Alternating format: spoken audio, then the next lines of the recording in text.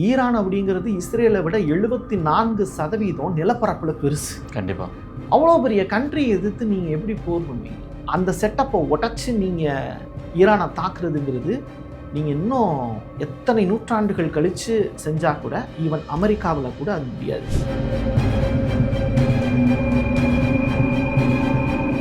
உங்கள் தங்கம், வெள்ளி, வைர நகைகளை நியாயமான விலைக்கு விற்று உடனடி பணம் பெற அடகு வைத்த தங்க நகைகளை மீட்க அணுகவும் உங்கள் SRT கோல்ட். நம்ம ரஹமத் அண்ட் கோல எல்லா விதமான பர்னிச்சர்ஸுமே ரொம்ப கம்மியான விலைக்கு கொடுத்துட்டு இருக்காங்க. வெறும் 3500 ரூபாய்க்கு சோஃபா, 6500 ரூபாய்க்கு வார்ட்ரோப், 9000 ரூபாய்க்கு பீரோ, கல்யாண சிறுவரிசை காம்போவே 49,500 ரூபாய் தான். எங்கேயோ நடக்கிறது தானே, நமக்கு என்ன பிரச்சனை அப்படின்னு இது போக முடியாது. அதனால தான் மக்கள் இதை பற்றி ரொம்ப பெரிய லெவலில் தேடுறாங்க. ஷேர் மார்க்கெட்டில் இன்வெஸ்ட் பண்ணுறவங்க அதிகமாக தேடுறாங்க. இஸ்ரேலில் அயன் டாம்னு ஒரு ஷீல்டு இருக்குது, அது யாராலுமே தவிர்க்க முடியாதுன்ட்டு ஒரு பேர் வாங்கியிருக்கு. ஈரான் ஈஸியாக தகுதிருந்துட்டாங்க. இது நாடே எல்லா நாடுமே திரும்பி பார்க்குற மாதிரி இருந்துச்சு. இது எப்படி பாசிபிள் ஆச்சு சார்?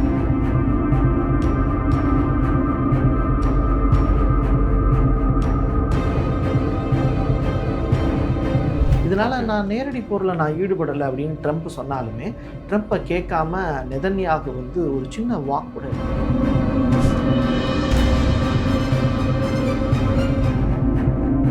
போர் புரியறதுக்கு வருவாங்க. அவங்க ஒரே ஒரு குண்டு போட்டாங்கன்னா போதும், இஸ்ரேலுங்கிற ஒரு குட்டி, சென்னையில் பாதி கூட கிடையாது இஸ்ரேல் நிலப்பரப்பு, அப்போ அது இல்லாமல் போயிடும்.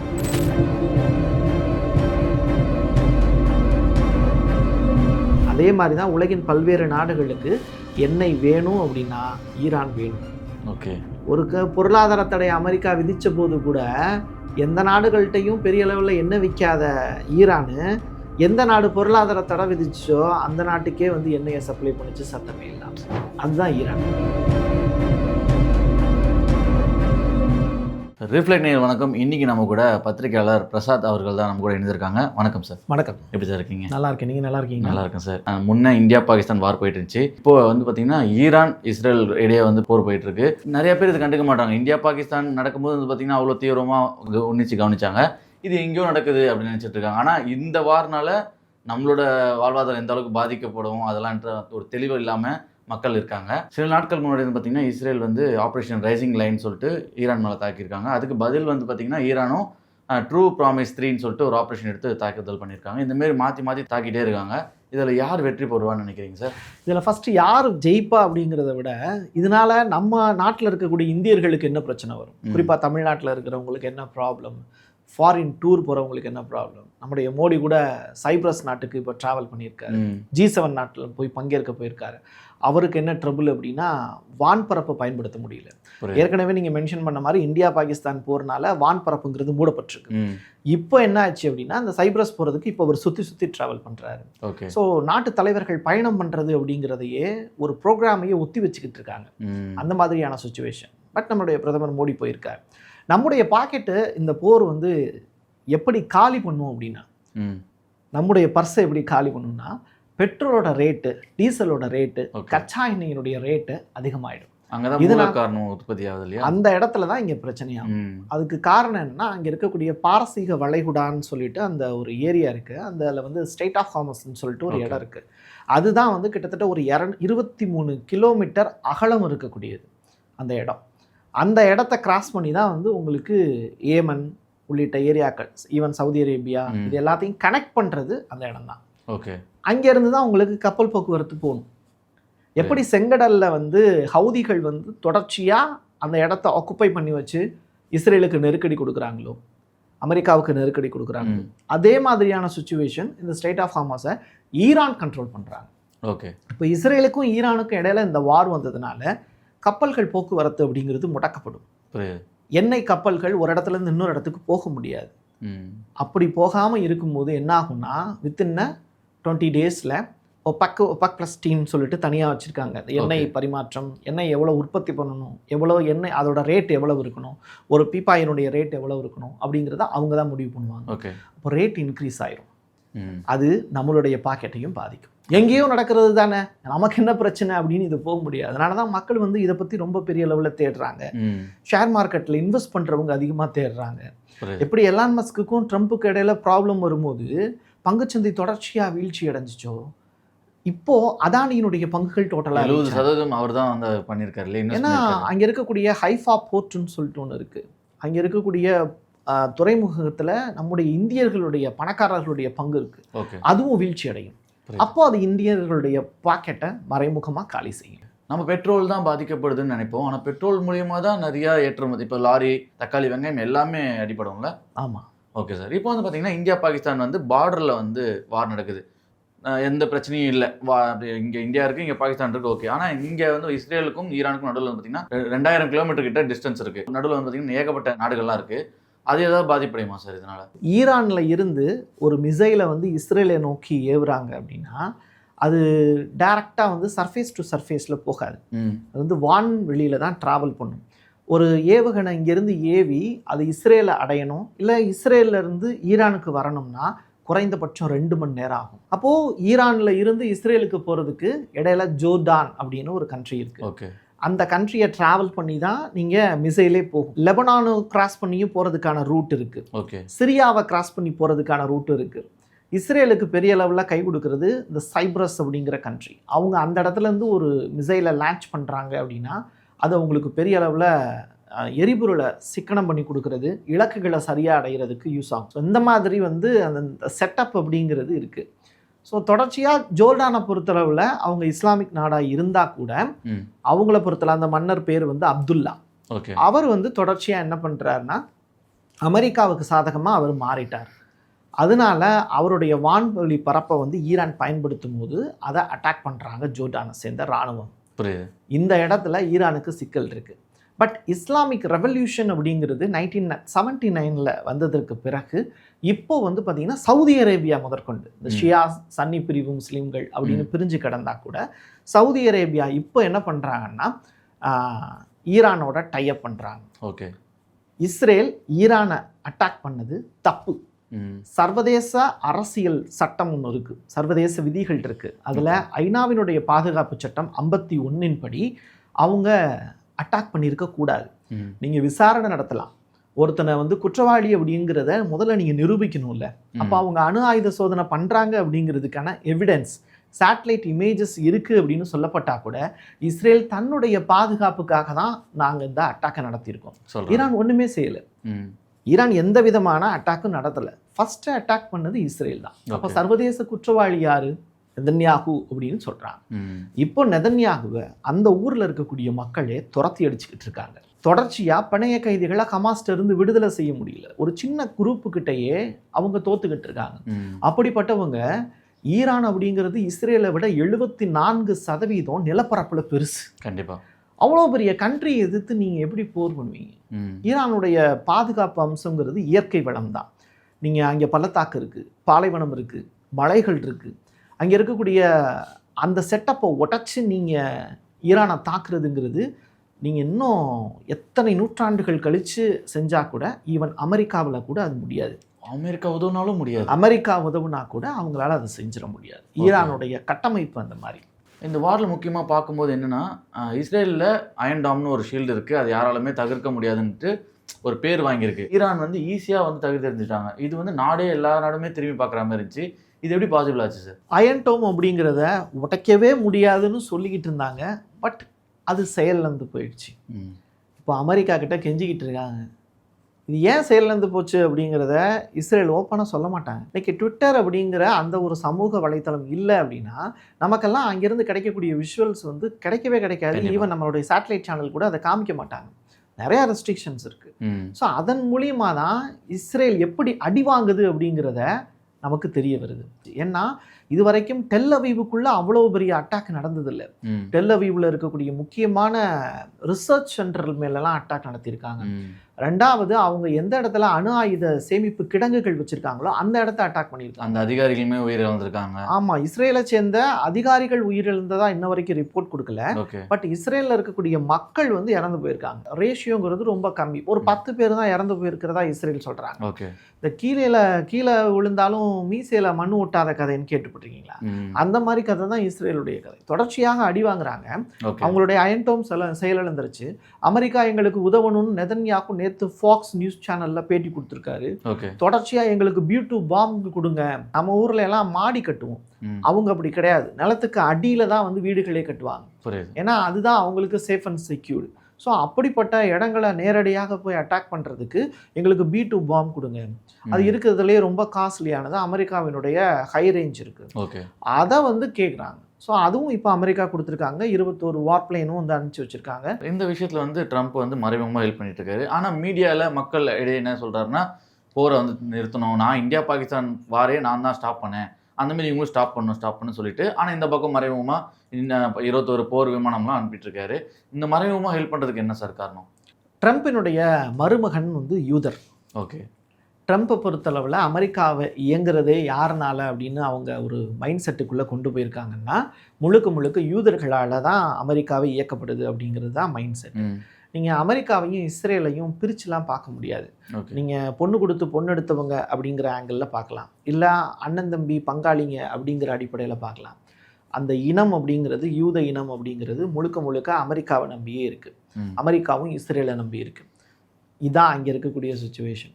ஸோ ட்ரம்ப் என்ன பண்ணுறாரு, முழுவதுமாக ஈரானுக்கு எதிராக இருக்கார். அதே மட்டும் இல்லை, ஈரானும் ட்ரம்ப் இது வரைக்கும் வந்து உலகின் பல்வேறு நாடுகள்கிட்ட கமினி அவர்கள் ஃபோன் பண்ணி பேசியிருக்கார். பட் ட்ரம்ப்புக்கிட்ட மட்டும் அந்த மாதிரி ஈவெண்ட் நடந்ததில்லை. ஏன்னா ஏகாதிபத்தியத்துக்கு எதிராக எப்பயுமே இஸ்லாமிய நாடுகள் வந்து ஜாயிண்ட் அடிக்க மாட்டாங்க. இவங்களும் அவங்களும் எப்பயுமே எதிரிகள் தான். அது வரலாறை நம்ம படித்து பார்க்கும்போதே நமக்கு தெரியும். அந்த வகையில் டோட்டலாக ஈரான், அமெரிக்கா, இஸ்ரேல், இது முக்கோண பீடம் தான் இது. இதில் ட்ரம்ப் முழுமுதற் சப்போர்ட் வந்து இஸ்ரேலுக்கு மட்டும்தான், ஈரானுக்கு கிடையாது. ஆனால் ஈரான் வந்து பார்த்திங்கன்னா தனிமரமாக நிற்கிற மாதிரி தெரியுது இல்லையா?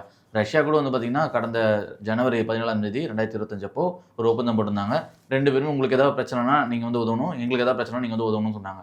ஆனால் இப்போ இந்த பிரச்சனை நடந்துமே வந்து பார்த்திங்கன்னா ரஷ்யா மௌனம் காக்கிறதுக்கு என்ன சார் காரணம்? இந்த பிரச்சனை எங்கிருந்து ஆரம்பிச்சது அப்படிங்கிறத முதல்ல மக்கள் புரிஞ்சுக்கணும். அதாவது அணு ஆயுதத்தை தயாரிக்கிறதுல தான் இங்கே பிரச்சனை. ஸோ இது தொடர்பாக ஏற்கனவே ஓமன் அப்படிங்கிற கண்ட்ரியில் அமெரிக்காவினுடைய பிரதிநிதிகளும், விட்காஃப் அப்படின்னு சொல்லிட்டு இஸ்ரேலுக்கு ஆதரவாக பேசக்கூடிய நபர் இருக்கார், அவரும் ஈரானுடைய ஃபாரின் மினிஸ்டர் ராக்கி அப்படிம்பாங்க, அவரும் வந்து உட்காந்து பேசினாங்க. 5 சுற்று பேச்சுவார்த்தைகள் முடிஞ்சு, அதில் எதுவும் முன்னேற்றம் அடையலை. அமெரிக்காவுக்கு இருக்கக்கூடிய பெரிய பிரச்சனை என்னென்னா, ஈரான் மற்றும் அரபு நாடுகள் அவங்க அணு ஆயுதத்தில் தயாரிச்சிட்டாங்கன்னா, அவங்ககிட்ட அணுகுண்டு இருந்ததுன்னா அது எங்களுக்கு ஆபத்து. ஆனால் அவங்கக்கிட்ட அணுகுண்டு வச்சுருக்காங்க. இப்போ ஈரானுடைய கொஸ்டின் என்னென்னா, நான் தனிமரமாக தான் இருக்கேன், நீ தோப்பாக இருக்க, நீ கெத்து தானே, நான் என்ன பண்ணுறேன், நீ வச்சுருக்க மாதிரி நானும் ரெடி பண்ணிக்கிறேன், அதில் உங்களுக்கு என்ன பிரச்சனை? என்ன வைக்கிறாங்கன்னா, இப்போ இந்தியாக்கிட்டையும் இருக்குது, பாகிஸ்தான் கிட்டே இருக்குது, எல்லாருக்கிட்டையுமே இருக்குது அணு ஆயுதம். ஆனால் அவங்க வந்து கரெக்டாக முறையாக கையாண்டுவாங்க. ஆனால் இவங்ககிட்ட அணு ஆயுதம் இருந்தால் பிளாக்மெயில் பண்ணுவாங்க, அந்த மாதிரி மிஸ்யூஸ் பண்ணுவாங்கன்றாங்களே, அந்த மாதிரிலாம் நடக்க வாய்ப்பு இருக்கா சார்? அமெரிக்காவும் மிஸ்யூஸ் பண்ணியிருக்கு, ஜப்பான் மிஸ்யூஸ் பண்ணியிருக்கு. நீங்கள் 2ஆம் உலகப் போரில் அதிகமான அளவில் சேதம் வந்து பார்த்தீங்கன்னா ஜப்பானுடைய ஹிரோஷிமா நாகசாகி, அது எதனால் நடந்துச்சு? அணுகுண்டு சோதனை நடந்துச்சு. அப்போ உலகத்தினுடைய தீவிரவாத கூட்டம் யார் அப்படின்னு கேட்டால் அமெரிக்கா தானே மக்களை கொலை செஞ்சாங்க. ஜப்பானில் இன்ன வரைக்கும் வந்து பார்த்தீங்கன்னா அந்த அணுக்கதிர்வீச்சுங்கிறது இருக்கத்தானே செய்யுது. நீங்கள் வியட்நாம் போரோட ஹிஸ்ட்ரி எடுத்து பார்த்தீங்க அப்படின்னா அரண்டு போயிடுவீங்க. விவசாயிகள் எல்லாரும் ஒன்றா சேர்ந்து அமெரிக்காவினுடைய இராணுவத்தை திருக்க ஓட விட்டாங்க, ரைட்டுங்களா? அந்த ஹிஸ்ட்ரியெலாம் படித்து பார்த்தீங்க அப்படின்னா புரியும். அமெரிக்கா உலகத்தினுடைய நாட்டாமை அப்படிங்கிற அந்த சேரில் போய் உட்கார்றதுக்கு துடிக்கிறாங்க. ஸோ அப்படிப்பட்ட எண்ணமுடையவர்கள் வந்து இன்னொரு நாடு அணுகுண்டை தயாரிக்கக்கூடாதுன்னு நினைப்பாங்க. அதுவும் அரபு நாடுகள்கிட்ட அணுகுண்டு இருக்கவே கூடாது அப்படிங்கிறதுல தெளிவாக இருக்காங்க. ஸோ அதனால தன்னுடைய ப்ராக்சி அடியால் இஸ்ரேலை வச்சு என்ன பண்ணுறாங்கன்னா ஈரான் மேலே போர் தொடுக்கிறாங்க. இதனால் நான் நேரடி போரில் நான் ஈடுபடலை அப்படின்னு ட்ரம்ப் சொன்னாலுமே ட்ரம்ப்பை கேட்காம நெதன்யாகு வந்து ஒரு சின்ன வாக் கூட எடுத்து வைக்க மாட்டார். ஆல்ரெடி ஈரான் வந்து நிறைய தடவை வெளிப்படையாக சொல்லியிருக்காங்க, இஸ்ரேல் நாட்டில் இருக்கவங்களாம் வெளியேறணும்னு சொல்லிட்டு. இப்போ இந்த அணு ஆயுதமும் கிடச்சிட்டா அவங்க சொல்கிறது இவங்க கேட்டு தானே ஆகணும். திருடன் எப்பயுமே என்ன பண்ணுவான்னா நிம்மதியாக தூங்கவே மாட்டான். அவனுக்கு பெட்டுக்கு கீழே எப்பயுமே டைம் பாம்பு இருக்கிற மாதிரி தான் அவன் நினச்சிக்கிட்டே இருப்பான். அது மாதிரி தான் இஸ்ரேல் 1948 அவங்களுக்கு வந்து பிரிட்டன் அப்படிங்கிற நாடு சுதந்திரம் வாங்கி கொடுத்துச்சு. ஆனால் அது அவங்கள்ட்ட இருந்து எப்படி வாங்கினாங்க? முதல்ல பாலஸ்தீனில் இருக்கக்கூடிய இடத்த அவங்க வாங்கினாங்க, விலை கொடுத்து வாங்கினாங்க. அப்போ அந்த மக்களுக்கு எதுவும் தெரியல. இன்றைக்கி நம்ம தமிழ்நாட்டில் எடுத்துக்கோங்க, எல்லா ஊர் மக்களும் வந்து வாழ்கிறாங்க, எல்லா நாட்டுக்காரங்களும் வந்து இடம் வாங்கலாம். அதில் ஏதாவது கவர்மெண்ட் மாற்றி சட்டம் போட்டிருக்காங்க இல்லை. இது ஆரம்பம். இது வந்து 1947 இஸ்ரேல் அப்படிங்கிற நாடு உருவாகிறதுக்கு முன்னாடி நடந்துச்சு. ஓகே. பாலஸ்தீனில் இருக்கக்கூடிய மக்கள் அதிகமான அளவில் அந்த இஸ்ரேல்னு சொல்லப்படக்கூடிய அந்த யூத மக்களுக்கு நிலத்தை விற்றாங்க. விற்றதனுடைய விளைவு ஒட்டுமொத்தமாக வந்து ஒரு குறிப்பிட்ட ஏரியாவை பிடிச்சி வச்சுட்டு எனக்கு இது கிரேட் இஸ்ரேல் அப்படின்னு பேர் வச்சாங்க. பிரிட்டனும் அதை அங்கீகரிச்சிச்சு. அப்போ ஆக்கிரமிப்பாளராக இருக்கக்கூடியவனுக்கு, திருடனுக்கு எப்பயுமே பயம் இருக்கும்ல, அந்த பயம் இஸ்ரேலுக்கு 75 வருஷமாக ஆகியும் இன்னமும் இருக்கு. அதனால தான் ஈரான் அணுகுண்டு தயாரித்து அவங்க கையில் வச்சுக்கிட்டாங்கன்னா தன்னுடைய பாலஸ்தீன மக்களுக்காக, இஸ்லாமிய சகோதரர்களுக்காக அவங்க என்ன பண்ணுவாங்க, போர் புரியறதுக்கு வருவாங்க. அவங்க ஒரே ஒரு குண்டு போட்டாங்கன்னா போதும், இஸ்ரேலுங்கிற ஒரு குட்டி, சென்னையில் பாதி கூட கிடையாது இஸ்ரேல் நிலப்பரப்பு, அப்போ அது இல்லாமல் போயிடும். எந்த ஒரு குறுகிய கூட்டமுமே தன்னை காப்பாற்றிக்கிறதுக்காக பெரிய அளவில் போர் பண்ணும். ஈரானுக்கு வந்து அணு ஆயுதம் கனவு வந்து கிட்டத்தட்ட 44-45 வருஷமாக இருக்குது. அதை வந்து அமெரிக்கா வந்து நீங்கள் ஒப்பந்தல் போடுங்க, அதை கைவிட்டுருன்னு சொல்லுங்கள், நாங்கள் உங்களை வார்லாம் இல்லாமல் பண்ணுறோம். உக்ரைனும் அப்படி தான் பண்ணாங்க. அந்த மாதிரி முடிவு எடுப்பாங்களா இப்போ ரொம்ப தாக்குதல் ஏற்பட்டுச்சுன்னா? இனிமேல் அப்படி நடக்கிறதுக்கு வாய்ப்பு இல்லை. மஸ்கட்டில் வந்து 6th ரவுண்டுக்கான மீட்டிங் வந்து பிளான் பண்ணியிருந்தாங்க. அந்த மீட்டிங்கை வந்து ஈரான் வந்து கேன்சல் பண்ணிட்டாங்க. ஸோ அமெரிக்காவோட இனிமேல் பேச்சுவார்த்தை கிடையாது அப்படிங்கிறத ஈரான் வந்து சொல்லிட்டாங்க. ஆனால் ஒரு விஷயம் இருக்குது, தொடர்ச்சியாக அமெரிக்கா இதுக்குள்ளே ரொம்ப உள்ளே என்ட்ரானாங்கன்னா மேபி ஈரான் தன்னுடைய முடிவை மாற்றிக்கிட்டு நான் அணு ஆயுதம் தயாரிக்க மாட்டேன் அப்படிங்கிற அந்த ஒப்பந்தத்தில் கையெழுத்து போடவும் வாய்ப்பு இருக்குது. ஈரான் தனிமரம் கிடையாது, அது ஒரு பெரிய தோப்பு தான். ஏன்னா அவங்க பிரிக்ஸ்லையும் மெம்பராக இருக்காங்க. ஈரானோடுக்கு வந்து இந்தியாவோட சப்போர்ட்டும் இருக்குது, இஸ்ரேலுக்கும் நம்ம இந்தியா சப்போர்ட் பண்ணுறாங்க, இல்லைன்னு சொல்லலை. பட் வந்து ஈரானை பகச்சிக்கக்கூடிய அளவுக்கு இந்தியா முட்டாள் கிடையாது. அதே மாதிரி தான் உலகின் பல்வேறு நாடுகளுக்கு எண்ணெய் வேணும் அப்படின்னா ஈரான் வேணும். ஒரு பொருளாதார தடை அமெரிக்கா விதித்த போது கூட எந்த நாடுகள்கிட்டையும் பெரிய அளவில் எண்ணெய் விற்காத ஈரானு எந்த நாடு பொருளாதார தடை விதிச்சோ அந்த நாட்டுக்கே வந்து எண்ணெயை சப்ளை பண்ணிச்சு சத்தமே இல்லாமல். அதுதான் ஈரான். அவங்க நினச்சிருந்தாங்கன்னா அங்கே ரொம்ப பொருளாதார வீழ்ச்சி ஏற்பட்டிருக்கும் இல்லையா? பட் எனக்கு காசு வேணும், கேட்குற கொடுக்குறேன், வேணா வாங்கிக்கோ, வேணாண்டி போடா அப்படின்ட்டு போயிட்டே இருக்காங்க ஈரான். இது வந்து மன்னர் காலத்தில் இந்த மாதிரி போர் அடிக்கடிக்கு நடக்கும், நம்ம கேள்விப்பட்டிருக்கோம். ஆனால் இப்போ பார்த்தீங்கன்னா ரஷ்யா உக்ரைன் சண்டை போடுறாங்க, இந்தியா பாகிஸ்தானும் சண்டை போடுறாங்க, இப்போது இஸ்ரேல் ஈரானும் சண்டை போட்டுருக்காங்க. இந்த மாடல் கல்ச்சர் இந்த மாதிரி வளர்ந்துட்டு இருக்கிற நாட்களில் 2025 இந்த மாதிரி வார்லாம் வந்து தேவைதானா? அதை வந்து பேசி சால்வ் பண்ணலாம்ல சார்? அதுக்கு தான் ஐக்கிய நாடுகள் சபைன்னு ஒன்று இருக்குது. 200 நாடுகளுக்கு மேலே உறுப்பினராக வச்சுருக்காங்க. அந்த ஐக்கிய நாடுகள் சபை என்ன செய்யுது? வெறுமனா அறிக்கை மட்டும் கொடுக்குது. அதுவும் அமெரிக்கா கிட்ட இருந்து கேட்டு தான் அந்த அறிக்கையே கொடுப்பாங்க. புரியுது. அப்படி இருக்கக்கூடிய லட்சணத்தில் இயங்கிட்டு இருக்கு ஐக்கிய நாடுகள் சபை. அப்போது இந்த வாரை நிப்பாட்டுறது அப்படிங்கிறது இவங்க 2 பேரோட கையில் தான் இருக்குது. ஈவன் ஈரான் நினச்சா அந்த போரை நிறுத்துவாங்க, இஸ்ரேல் நினைக்கிறதுனால அந்த போர் நிற்காது. அமெரிக்கா சொல்லணும். இது மக்களோட சப்போர்ட் ஃபுல்லாகவே வந்து பார்த்திங்கன்னா ஈரானுக்கு இருக்குது. அதுக்கு என்ன சார் காரணம்? நிறைய பேர் நான் பார்க்க முடியுது, கமெண்ட் செக்ஷன்லையும் பார்க்க முடியுது, நிறைய பேர் ரீல்ஸ் போகிறதாவும் பார்க்க முடியுது. எல்லாருமே இந்த விஷயத்தில் ஈரானுக்கு சப்போர்ட் பண்ணுறதுக்கு என்ன சார் காரணம்? மெஜாரிட்டி பீப்புள்ஸ் வந்து எங்கே இருக்காங்க, மக்கள் தொகை எங்கே அதிகமாக இருக்குது, நியாயம் எங்கே அதிகமாக இருக்குது அப்படிங்கிறதையும் மக்கள் தேடி பார்ப்பாங்க. ஓகே. நம்முடைய மக்கள் வந்து ஒன்றும் முட்டாள் கிடையாது, அவங்களும் சிந்திப்பாங்க, அவங்களும் படிப்பாங்க. வரலாறு இப்போ எல்லா இடத்துலையுமே ஈஸியாக தெரியுது. காசாவில் இருக்கக்கூடிய மக்கள் வந்து எப்படி கஷ்டப்படுறாங்க, இஸ்ரேல் எப்படி வன்முறையாளர்களாக வந்து இறங்கி அந்த இடத்துல அடிக்கிறாங்கங்கிறத பார்க்குறாங்க. அப்போ அதை பார்க்கக்கூடிய மக்களுக்கு என்ன தோணும்? அப்போது இஸ்ரேல் அப்படிங்கிற நாடு வந்து இவன் திருடன் தான், அந்த திருடன் வந்து தொடர்ச்சியாக இவங்களை அச்சுறுத்தி வைக்கிறதுனால மட்டுமே வந்து லாபம் அடையணும்னு நினைக்கிறான் அப்படின்னா. ஈவன் வடகொரியாலாம் வந்து நீங்கள் அமெரிக்காவை எதிர்த்தீங்க அப்படின்னாலே நீங்கள் நல்லவர். நீங்கள் வடகொரியாவில் போயிட்டு வந்து நீங்கள் அமெரிக்காவுக்கு ஆதரவாக பேசினா வெளியில் வர முடியாது. அமெரிக்காவா அது வந்து ஒரு வேஸ்டட் லேண்ட் அப்படின்னு நீங்கள் சொன்னீங்கன்னா உங்களுக்கு சிவப்பு கம்பள வரவேற்பு கொடுப்பாங்க. அதுதான் வடகொரியாவினுடைய கிம்மினுடைய பாலிசி. நீங்கள் என்ன கேஸ் பண்ணுறீங்க சார்? இப்போ பேச்சுவார்த்தைனா என்னவா இருக்கும்? அணு ஆயுதத்தை அவங்க வந்து கைவிடணும்னு இருக்குமா, இல்லாட்டி நீங்கள் பண்ணுங்க அப்படின்ட்டு ஏதாவது ஒப்பந்தல் போடுங்க? மொசாட் வந்து உள்ளே இறங்கி அடிச்சிட்டாங்க. மொசாட் வந்து உள்ளுக்குள்ளேயே வந்து ஒரு லாரி இறக்கி அதில் வந்து பார்த்திங்கன்னா ட்ரோன்ஸ் வச்சு ஈரானுடைய வான் பாதுகாப்பை ஃபஸ்ட்டு உடைச்சாங்க. உடைச்சிட்டு அந்த அணு ஆயுத கிடங்குகள் மீதே அட்டாக் பண்ணாங்க. 9 அணு விஞ்ஞானிகளை ஒரே இடத்துல அடித்தாங்க. பகேரி உள்ளிட்டவங்கெல்லாம் இறந்து போயிட்டாங்க, அங்கே இருக்கக்கூடிய முக்கியமான தலைவர்கள்லாம். ஸோ தலைவர்களை ஃபஸ்ட்டு வந்து ஈரானில் இருக்கக்கூடிய தலைவர்களை காலி பண்ணாங்க இஸ்ரேல். அப்படிப்பட்ட ஒரு சூழ்நிலை இருக்கும்போது அவங்க நினச்சதை அடைஞ்சிட்டாங்களா அப்படின்னு கேட்டால் அதில் ஒரு கொஸ்டின் மார்க். என்னுடைய இடத்துல யுரேனியம் எல்லாத்தையுமே இஸ்ரேல் க்ளோஸ் பண்ணிடுச்சு அப்படிங்கிறது ஈரானும் சொல்லலை. ஓகே, புரியுதுங்களா உங்களுக்கு? அப்போது அப்படிப்பட்ட ஒரு நிலைமை தான் இப்போ இருக்குது. புரியுது. அப்போது அந்த அணு ஆயுத உற்பத்தி தான் அந்த இடத்துல வந்து பிரச்சனையாக மாறி நிற்கிது. நீங்கள் இன்னும் கொஞ்ச நாள் கழித்து ஈரான் அறிவிக்கலாம், நான் அணு ஆயுத நாடாக ஈரானை அறிவிக்கிறேன்னு கமெனி அவர்கள் சொல்லலாம். முடியலாம் கூட சொல்கிறாங்க, சொல்லலாம். இன்னொன்னும் சொல்லலாம், என்னுடைய அணு ஆயுத கிடங்குகள் மீது, யுரேனியத்தின் மீது இவங்க அட்டாக் நடத்திட்டாங்க, ஈரான் அணு ஆயுதம் தயாரிப்பதற்கு எந்த வாய்ப்புமே இல்லைன்னு அமெரிக்கா கிட்டையும் அந்த ஸ்டேட்மெண்ட்டை சொல்லலாம். இந்த ரெண்டில் ஏதாவது ஒன்று நடக்கிறதுக்கு பாசிபிலிட்டிஸ் இருக்குது. ஓகே சார், இனிமேல் என்னென்ன அப்டேட் இருக்குன்னு சொல்லிட்டு இனிமேல் தான் பார்க்கணும். இதெல்லாம் கேட்டகரியில் ரொம்ப அழகாக ஆழமாக பதில் சொன்னீங்க. நேரத்துக்கு முன்னாடி சார், மிக்க நன்றி.